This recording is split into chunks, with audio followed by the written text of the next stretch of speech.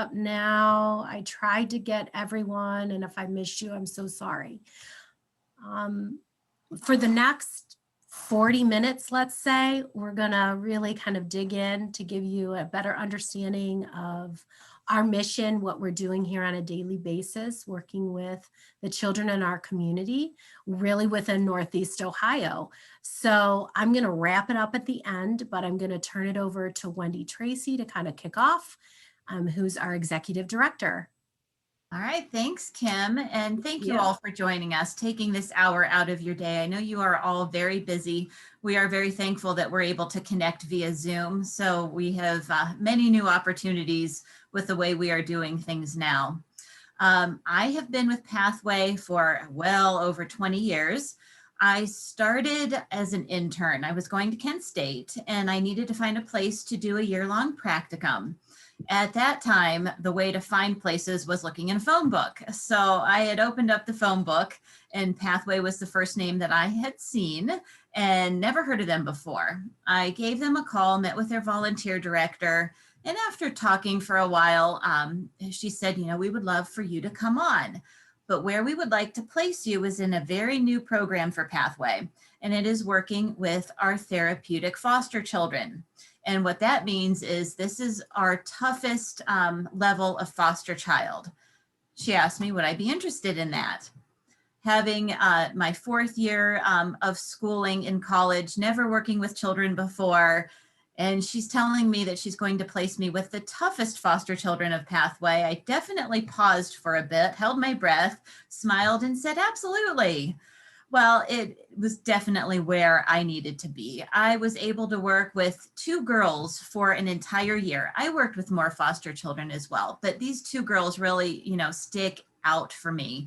They were about ages 9 and 11.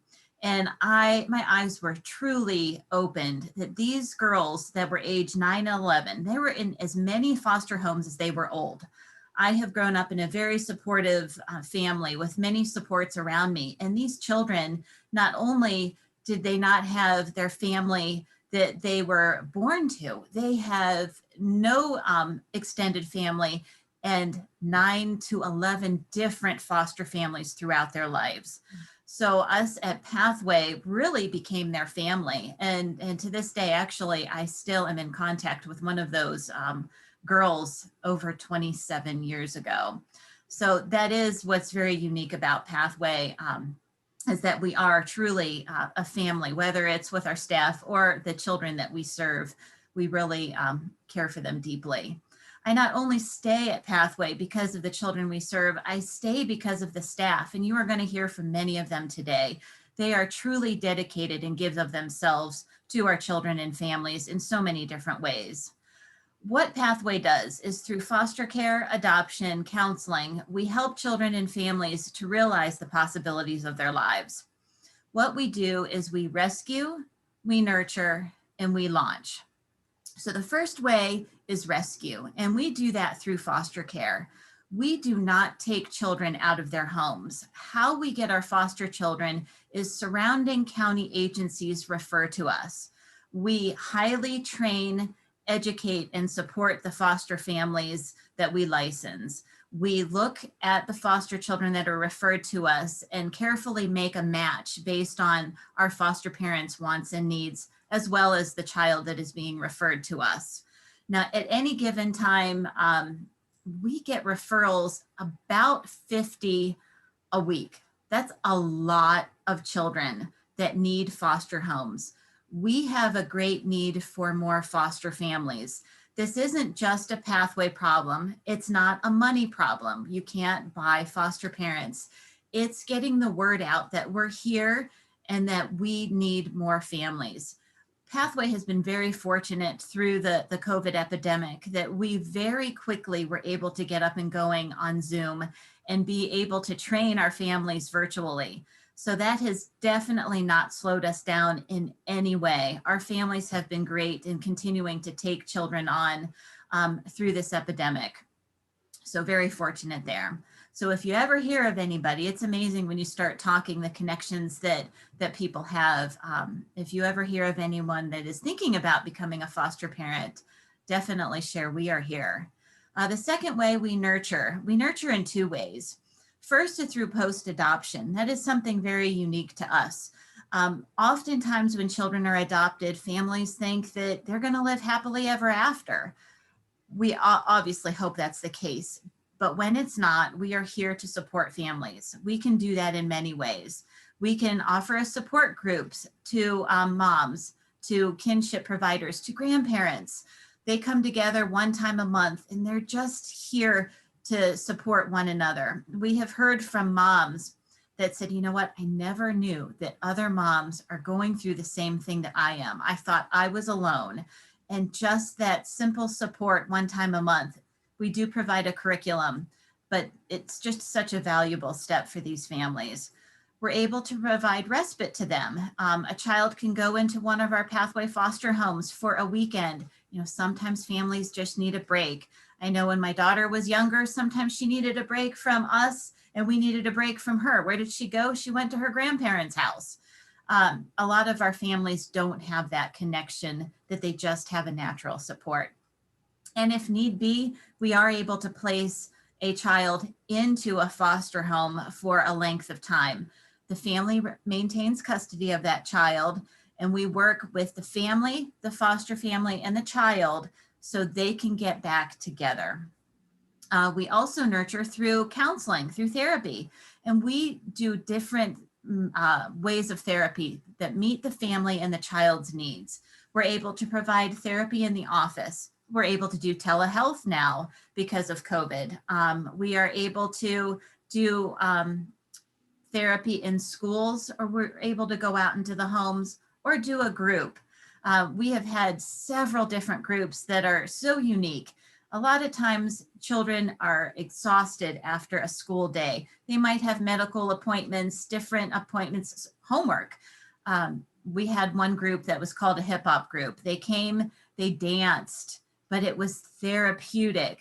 We had a group called Sweet Emotions. The group got to pick a song and they broke down that song, the words, the meanings of those words, and they were able to relay it to their lives. These groups are highly therapeutic, but it just doesn't feel that way. Lastly, we launch our children through independent living. Our children in foster care, especially at 18, it hits them real fast, real hard. We try to prepare them as best as we can. We're able to work on them with filling out a FAFSA, learning how to change a light bulb, learning how to cook a simple meal, fill out an application, actually take them on college visits. A lot of these things, of course, are not happening now through COVID, but we are trying, everybody has virtual means, so we have to adapt. But we really want to set them up for the best future possible. We do now facilitate a Bridges program. This is a state-run program, but Pathway is very fortunate to be able to provide this service. This service is provided to children that age out of foster care up to age 21, and we're able to bridge that gap. A lot of children have said, you really taught me a lot, but you didn't teach me how to be homeless. And this program in Bridges helps us to be able to do just that, not teach them how to be homeless, but how to teach them to maintain a job, how to work with their landlord in their apartment, to just give them that extra support they need. So we're very lucky to be able to have that program here in Ohio. We're actually going on 3 years of Bridges in Ohio this month, February. So, again, we really have a challenge of getting foster parents. We really hope that you will help us get the word out as to what we do and how we can serve families, children in your community. So you are going to hear more about all of these programs coming up here, and we are going to start with Rescue, which is foster care, and I am going to pass that off to Sonia. Again, thank you all for joining us today. Thank you, Wendy. Welcome again, everybody. My name is Sonia Kern. I am Pathway's intake manager. A large part of my job is to place children in the homes of our foster parents. And if you're working for Pathway, this is something you can be really proud of. And if you're listening in and want to know a little bit about Pathway, it's something that I'll brag a little bit about. We're really intentional about how we place children in homes. So as Wendy mentioned, it's the county's responsibility to take children from a home that is neglectful or abusive or not meeting a child's needs. And they'll refer a child to an agency like Pathway. And when we get a referral, we take time. We're really intentional about making sure that the child, the needs we know of are going to be met by the home that we select. We want the child to thrive and grow in that environment, but we also want our foster parents to be richly blessed and to use their skills and their passions to meet the needs of a child. As you can imagine, it takes a much different skill set to say nurture a drug addicted baby than it would be to help a teen navigate through high school and beyond. So we try very hard to make sure that we start right. We pick the right environment for the child so that they get off to a good start. I'd like to share a little bit about how a placement works, I guess, and what it looks like to be a foster parent at Pathway. In general, as Wendy mentioned, we get about 50 referrals a week. And I look at every single one of those. And some of them come on email, some of them come as a phone call. And there's generally just a brief bio about the child. Sometimes it's as simple as a name, a gender, and an age. And sometimes it's very elaborate and there's a slew of medical needs. But we take that information and we look for the best qualified provider in our network to place that child.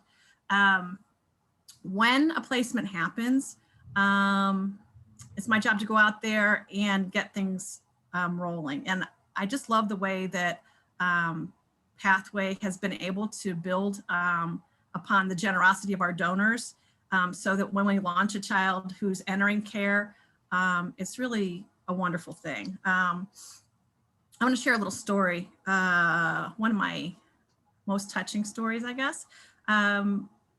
As intake manager, I'm there on a child's worst day, on the day that they come and are taken from everything that they know that's familiar and come into, everything is new and it's very hard. So when I come, one of the nice things that I'm able to do is to bring a welcome kit to each child. And the welcome kit has gotten to be such a wonderful thing because of what we do here, what we're doing here. Each child will get a bag that helps them get through their first few nights with us. And the bag will have things like a nice pair of pajamas and a fluffy stuffed animal and something that lights up because a lot of them are afraid of the dark, something to busy themselves, whether it be an activity book or a small toy, those kind of things. But it's just something that they can call their own because many of our kids come with virtually nothing but the clothes on their back, as you can imagine. So I want to share a story that's tremendously meaningful to me. I'm approaching my third year here at Pathway, and I will never forget the very first placement I made, not just because it was the first placement I made, but because those children that I placed, I've watched the story unfold, and I feel like I'm a part of their family.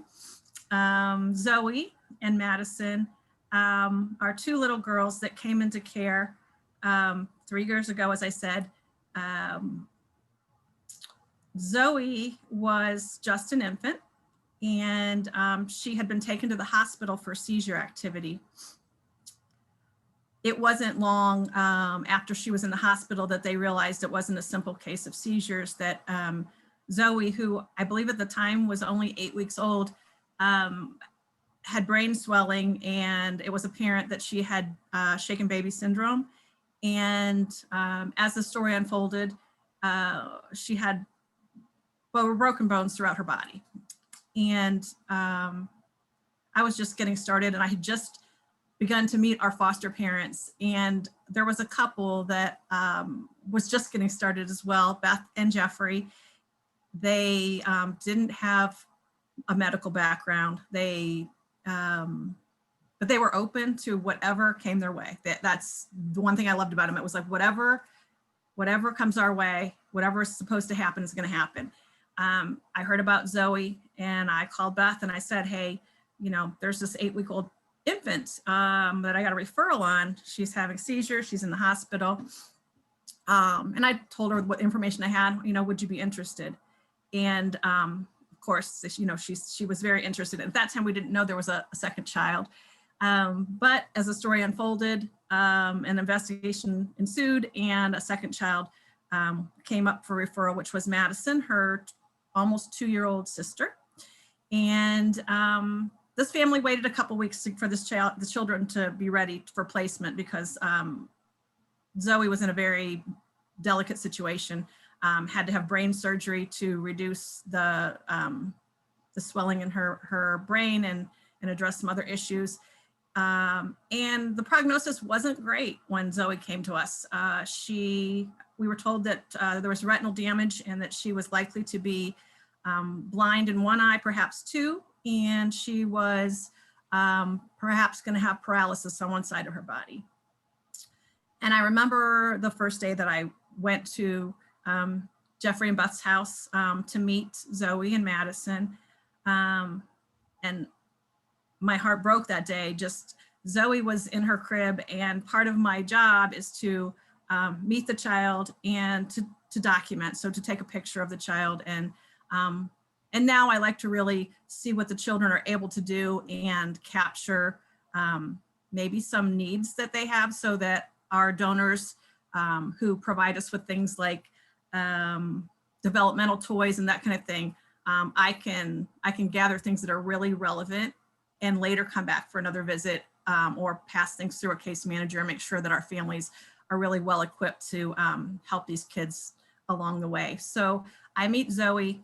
My first meeting, she's like a broken rag doll. She's laying in her crib, and her eyes are very cloudy. So I think, well, gosh, I do believe she will be a child who has lost her vision. And I try to make some noise to get her attention. And she looks toward me, but there's no focus. And I can see that only one side of her body is moving. So it looks pretty grim for her. I spent some time with Madison, who again is almost 2. And the family had toys out, and yet Madison wandered from place to place in the house. She never looked up when you called her name. She never really made eye contact. She didn't know how to play with toys.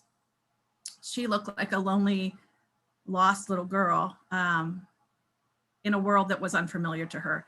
And the story, to encapsulate it in a short period of time here, it's had many victories, and it had many setbacks. There were times where the family was bedside for additional surgeries.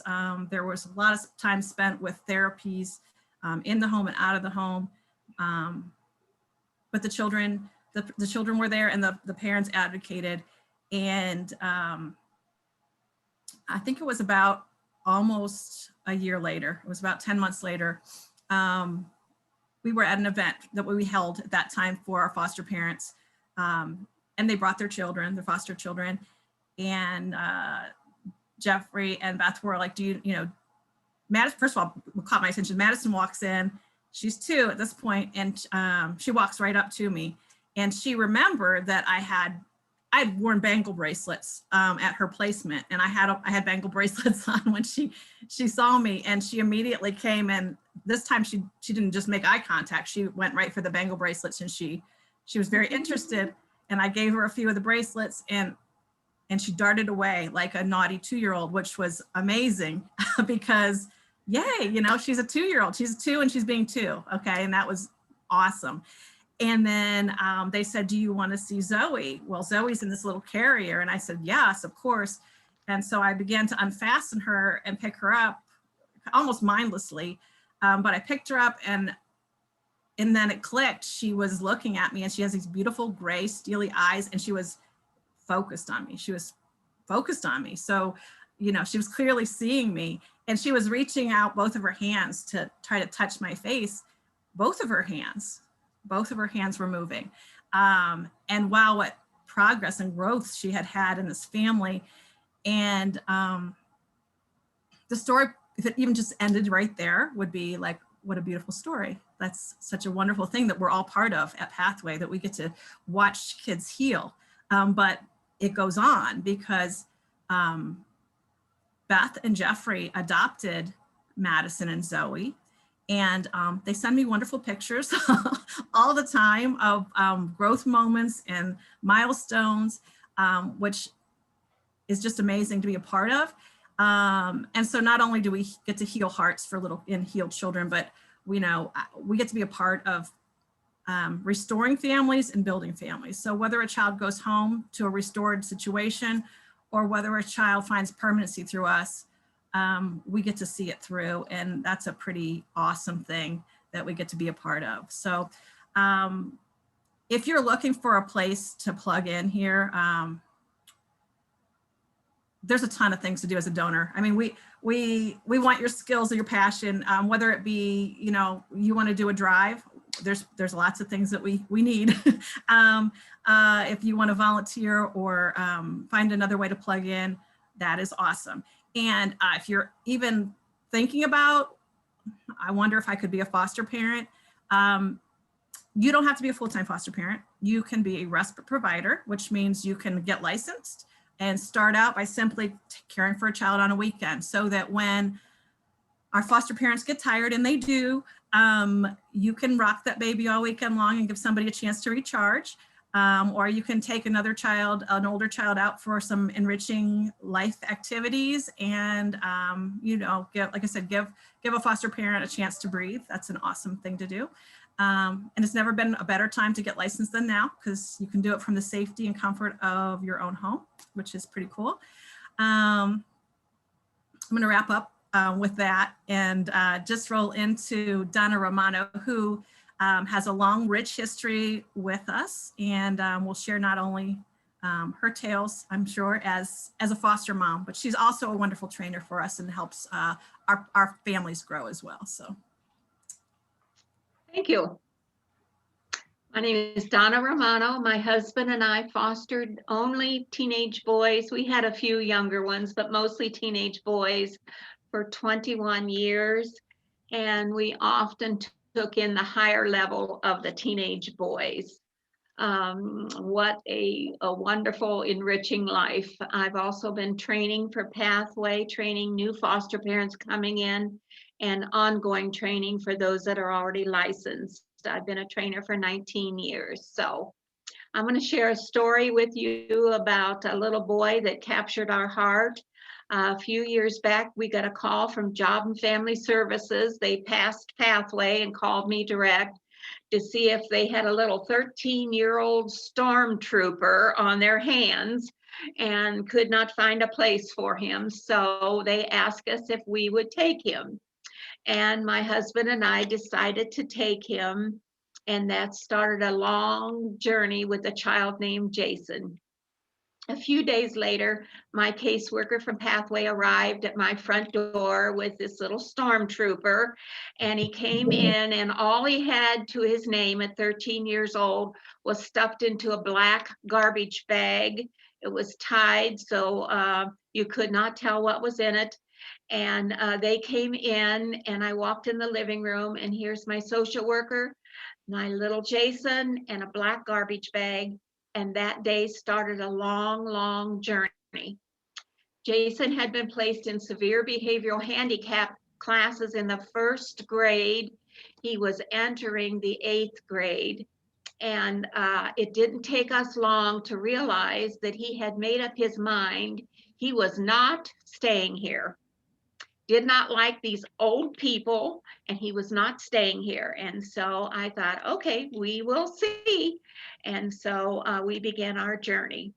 And he made it out of severe behavioral handicap classes that year. He was in the 8th grade, and after all those years, he made it out. He was mainstreamed in his freshman year at Glen Oak High School. And as the years passed, his freshman, sophomore, junior, and senior, he went to camps that Pathway provided for our broken children. He played a few sports. He dated quite a few girls, and he went to dances, and he graduated high school on time. Probably C's, maybe a few B's, but he did it. And for his journey in life, that was an amazing accomplishment. It's not easy living with a child that had so many issues as this little boy did. But after he graduated, they kept him in foster care for about 6 months after he graduated, and he felt sure he was ready to fly. And you know what? Our kids ready to fly at 18 years old usually hit the first wall that comes in, and they fly right into that wall. So we stayed with him. I kept his bedroom open because I felt like, I couldn't tell him this, but I felt like he'll be back. And so, you know, ladies, there's a lot of things growing up with children we don't tell dad. So Donna helped him out with groceries. We wouldn't let the cell phone get turned off. And we continued with this boy's life journey as he moved on. And with Jason, I think one of the biggest problems he had was he would fall in love too easy. So you can imagine our children move quickly. Jason would fall in love, and next thing I knew, he was engaged again. And that would last about 6 months, and they would break up, and another 3 or 4 months would go by, and Jason had a new girlfriend, and lo and behold, he's engaged again. So I'm going to sidestep protocol and make you an offer. This lady has a little box full of diamond rings from all of the engagement. Now, these are high quality Walmart diamonds.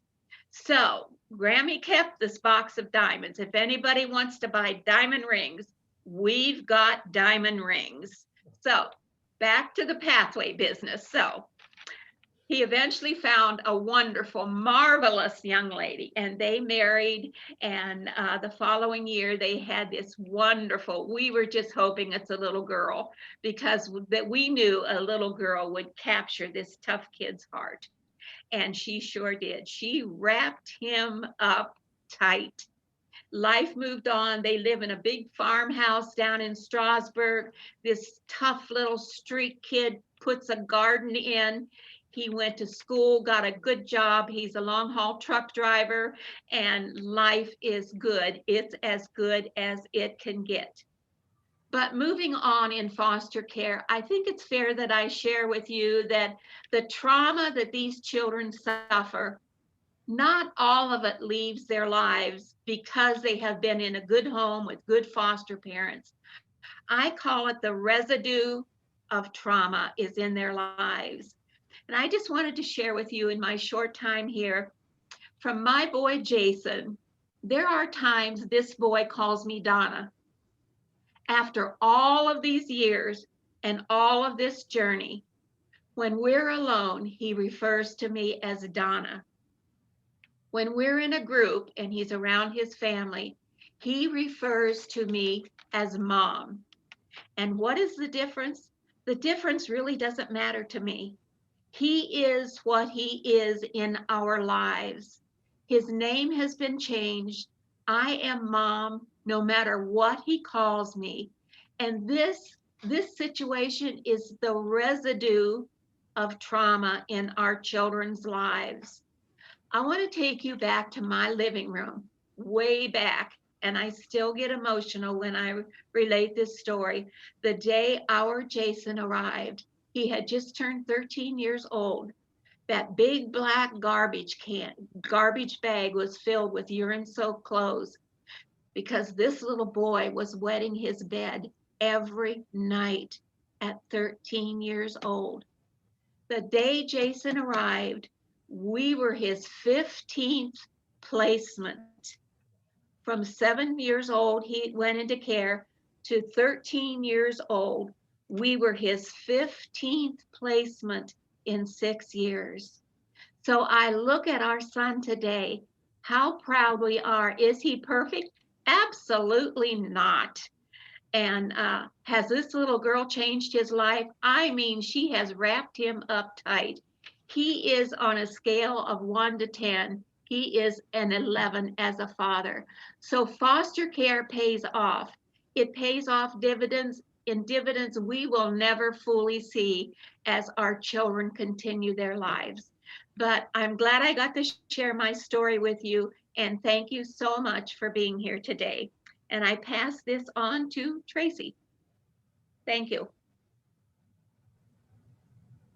Hi, everyone. I don't like ever following up Donna because she tells such great stories. And Donna, I have to say your term of residue of trauma is incredibly meaningful. And so many of the kids that we work with have just that. They have all of this trauma in their lives that leaves behind this residue that we try to clean up and fix and help them with. So I might use that, Donna. I'm going to steal it. Perfect. I am the clinical director of our school-based program. I've been with Pathway now 10 years, and I have been very fortunate to work with some of the greatest people out there. I have a staff that is phenomenal at what they do and the work that they provide in our schools. One of the benefits of school-based therapy is that we are able to work in conjunction with everybody in the school. We are able to collaborate with teachers and with guidance counselors and with administrators and our other therapists that are involved. We have, Brittany's on here, so I'll use her as an example. She works with a team of Pathway providers out at Fairless, where we have 2 therapists and 2 case managers in their 3 buildings. And it's really nice that they're able to also work with each other and be able to collaborate on DAs and treatment plans and groups. And it's incredibly important. And one of the things that school-based is able to provide for us is the ability to not only work with them individually, but also to be able to observe them in social situations. So many of our kids, especially kids that come from backgrounds with trauma, struggle in social situations. And so being able to observe them at recess or in lunch or in a classroom setting is so telling for us, and it's able to give us a more full picture. The other thing that we are able to do, as well as working with the school, is work with the family. And, you know, COVID has taught our school-based staff a lot of valuable lessons. And one of those is how important it is to get out there and visit kids in their homes and be able to pick them up and take them to the park while being able to touch base with their parents. Sometimes parents through school-based feel like, oh, my kid's at school, I don't have to get involved in this whole therapy thing. I can just let them go. And that's not entirely true. And it's certainly not what we want. We want our parents to be involved. And so I feel like one of the positives, I try to look for the positives in the whole COVID situation. One of the positives has been parents taking a lot more ownership and being a much bigger part of our therapy and case management process with our kids. And it's been really great, I think, not just for us and for the kids, but our therapists have really been able to build some really nice relationships with parents. One of the stories that I really like to tell, we have a therapist, a couple of the buildings that we're in are K through 12. And so you have a really huge age group.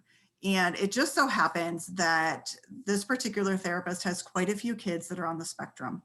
And spectrum kids are sometimes difficult to work with because you don't often know what they're thinking or feeling. They don't usually make eye contact. They really, really struggle in social situations. So this therapist noticed that lunchtime was particularly difficult for them. And so she decided she was going to do sort of a lunch group. So she went out and she saved a table in the cafeteria. And one by one, she personally invited all of these kids to sit down and enjoy lunch together. And through the course of the next few weeks, she removed herself from the situation, but she would go out and watch. And she could see these kids forming bonds and making sure that when they would see one of the other kids getting their lunch, they would invite them over and be like, hey, don't forget, you're going to come and sit with us. And she said the best thing that happened was, and this was probably after months of these kids eating lunch together and forming a nice bond, they noticed that one of the kids saw a football player and he was sitting all by himself. And so one of the kids got up and went over to this big old football player who probably has more friends than all of them combined and said, "Hey, I see you're alone. Do you want to come and sit with us?"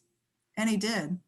And so it's just one of those stories that makes me smile for a lot of reasons. One, because these kids on the spectrum have the courage to go and talk to a football player and invite him to have lunch with them. But also, I think it shows how powerful school-based services can be and the impact that we can have on these kids on a daily basis. One of the other things that I've had the privilege of doing is camp. Every year we do what's called Trust Camp. Myself and Marcy started Trust Camp 21, this year will be 22 years. And it has been a journey and it has evolved and changed over those 22 years. However, the thing that has remained constant is that we bring all of these severely traumatized kids with an amazing amount of at-risk behaviors, and we take them on a journey where they spend 5 days and 4 nights away from civilization and learn about themselves and learn about their abilities to connect with other kids and to be able to do things that they never thought possible. The whole purpose of camp is to teach these kids what success feels like and to allow them to taste that and be able to continue that journey of success when they get back home. And one of the kids, what's really neat about camp is so many of our kids have come back year after year. And one of those kids, he started with us, I think he came 5 years in a row.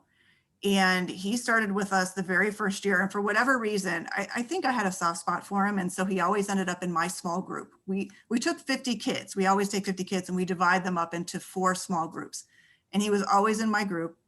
And it got to the point where I asked for him to be in my group because, again, I had a little soft spot. He was on the spectrum and he really loved critters. And he had no social skills. Like he couldn't carry on a conversation with the kid next to him if they just sat silent. I mean, he just like, it was amazing. And so that first year, all he did was argue with me, refuse to do things. He would sit on the outside of a group, and I enjoy a challenge. So at one point during that week, he managed to form a friendship with a girl who really sort of enjoyed his quirkiness. And so the following year, both came back, put them in the same group again because we knew that they had a bond. And he did so much better, with the exception of climbing a tree so that he could get away from people. He did really, really well. And we managed to coax him out of the tree. And what was amazing about that whole situation is he disappeared because he felt like people were ganging up on him. And so he sat and in the tree, and he told me, started talking to me about all of the things that had gone on in his life and what led him to climb a tree. And with each trauma that he talked about, he made his way down the tree. And eventually he sat at the bottom of the tree and we talked a little bit about what was going on. And he said, I think I'm ready to go back now. And so we did, we walked back, not one more instance the rest of that camp. Comes back the next year. The next year, again, he and the same girl in the group, and they managed to form a posse. And they took in all of these younger kids. At this point, they're like 16. And so we had a couple of kids in our group that were like 13. And so literally they wrapped their wings around these kids and brought them in and taught them all about nature.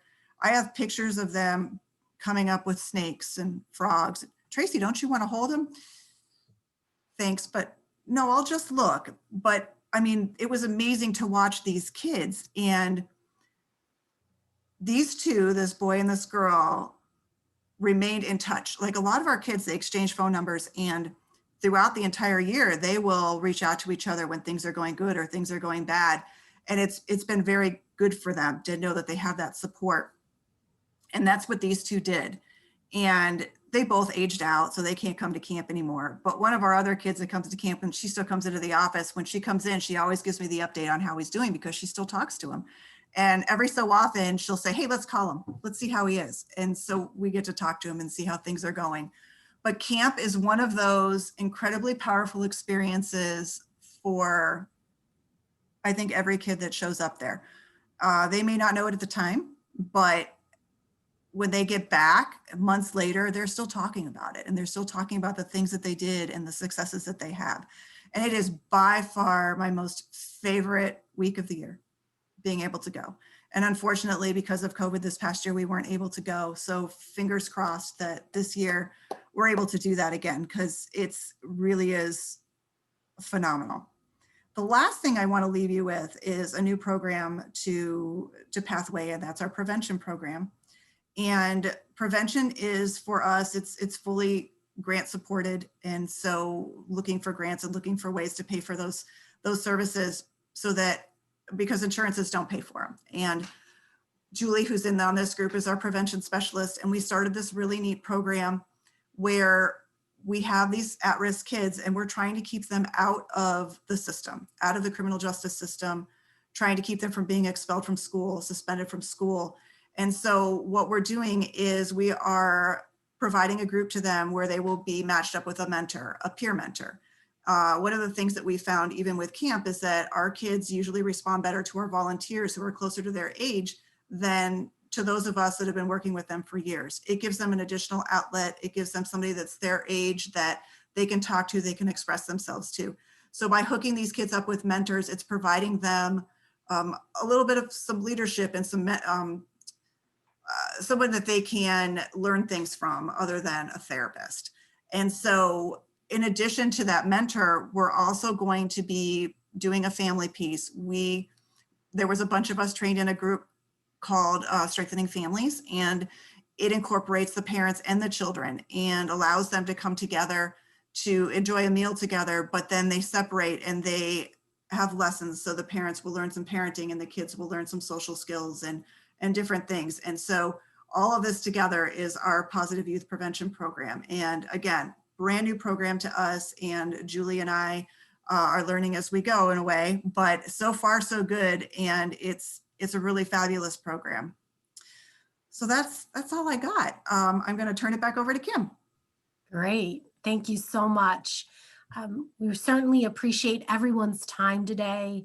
I feel like those stories and hearing from our staff, you really not only learned more about the work that we're doing in the community to positively affect these children that have really, really experienced things that we don't want anyone to experience. We can't even imagine.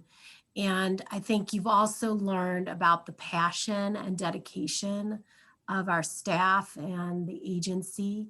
And so, in the next coming days, I ask you to think about what you learned today and how you can be an ambassador to Pathway. And an ambassador means something different to every single person. It might mean volunteering time. It might be, hey, I want you to do a presentation to my organization of who Pathway is. Or I'd like you to come talk to my church or my local chamber or Rotary, or I want to write a check and give a donation to help pay for these services we're providing. And there's no right or wrong, but the more that we share the amazing work that we're doing, and we get great people like you helping us, ultimately, we serve more children, and that's the goal. So we thank you for the time, and I hope you have a great day. In the next week, it's going to get so cold. So bundle up, stay warm, and between someone in the agency will follow up with you to chat with you individually. So thank you again. And on that note, I'm going to close down, but sincerely have a great day and thank you for your time. Okay. Bye-bye, guys. Bye.